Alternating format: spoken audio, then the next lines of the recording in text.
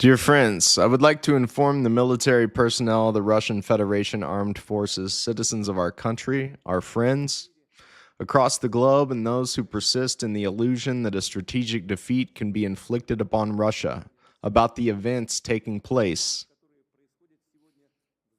today in the zone of the special military operation, specifically following the attacks by Western long-range weapons against our territory. The escalation of the conflict in Ukraine, instigated by the West, continues with the United States and its NATO allies, previously announcing that they authorize the use of their long-range, high-precision weapons for strikes inside the Russian Federation. Experts are well aware, and the Russian side has repeatedly highlighted it, that the use of such weapons is not possible without the direct involvement of military experts from the manufacturing nations. On November 19th, 6 ATACMS tactical ballistic missiles produced by the United States, and on November 21st, during a combined missile assault involving British Storm Shadow systems and HIMARS systems produced by the United States, attacked military facilities inside the Russian Federation in the Bryansk and Kursk regions. From that point onward, as we have repeatedly emphasized in prior communications, the regional conflict in Ukraine provoked by the West has assumed elements of a global nature. Our air defense systems successfully counteracted these incursions, preventing the enemy from achieving their apparent objectives. The fire at the ammunition depot in the Bryansk region, caused by the debris of ATACMS missiles, was extinguished without casualties or significant damage. In the Kursk region, the attack targeted one of the command posts of our group north. Regrettably, the attack and the subsequent air defense battle resulted in casualties, both fatalities and injuries, among the perimeter security units and servicing staff. However, the command and operational staff of the control center suffered no casualties and continues to manage effectively the operations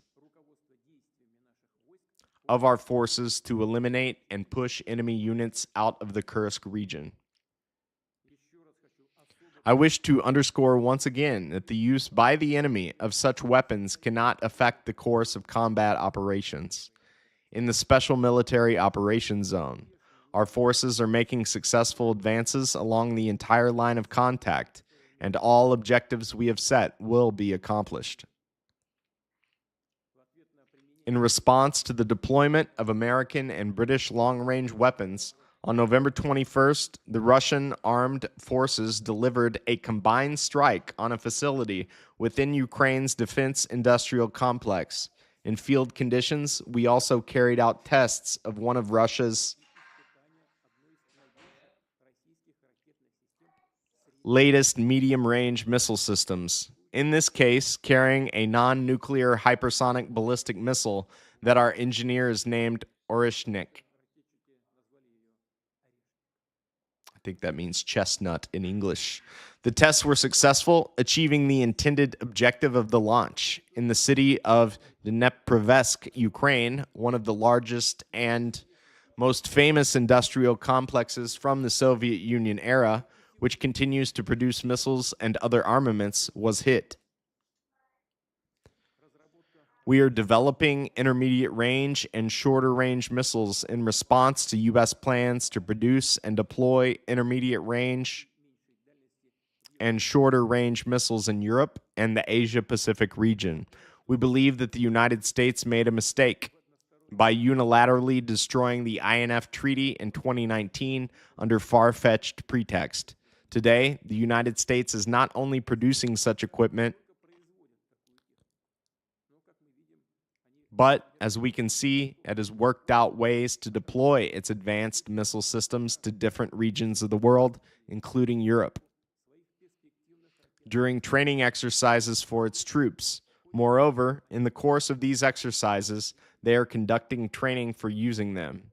As a reminder, Russia has voluntarily and unilaterally committed not to deploy intermediate range and shorter range missiles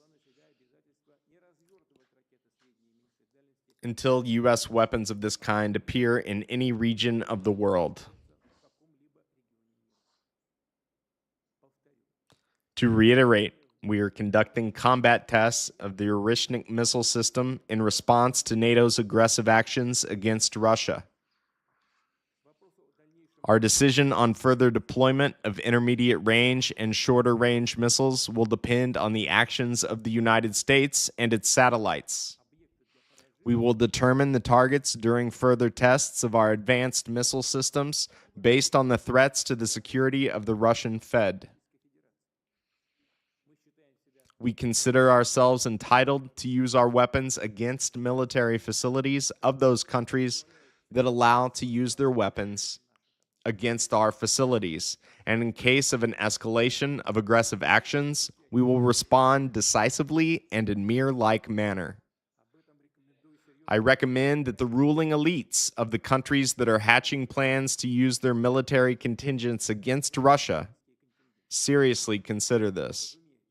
It goes without saying that when choosing, if necessary, and as a retaliatory measure, targets to be hit by systems such as the Orishnik on Ukrainian territory, we will in advance suggest that civilians and citizens of friendly countries residing in those areas leave danger zones. We will do so for humanitarian reasons, openly and publicly, without fear of counter-moves coming from the enemy, who will also be receiving this information. Why without fear?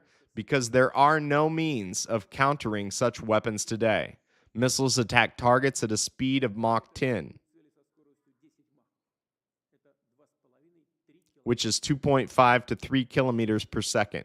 Air defense systems currently available in the world and missile defense systems being created by the Americans and Europe cannot intercept such missiles. It is impossible.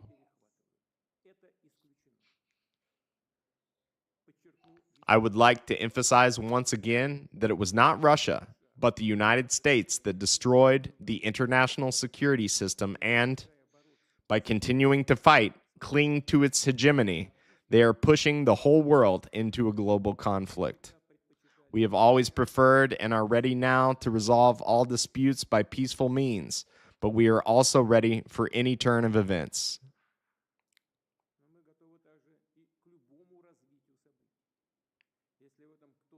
If anyone still doubts this, make no mistake, there will always be a response.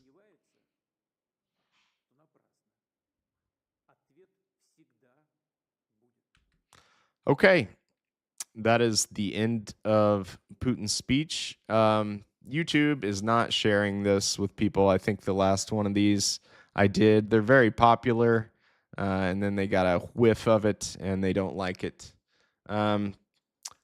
This is one part that I do want to share. I might change the thumbnail to this.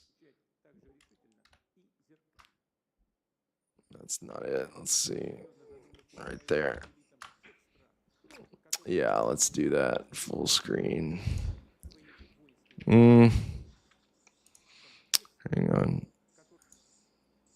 Anyway, the reason I wanted you guys to share this, I don't normally ask for that, but in this case, since YouTube is hiding it, I think it might be good to share it because, I don't know, this is a scary time. What do? Call your congressman? He probably voted for the defense budget. But this is the room right here. This is the room that Stalin set in and defeated the Nazis in World War II. So all this talk about Russia are sissies and they don't know how to fight a war, that's insane talk. I mean, these guys are like 3 for 3 against,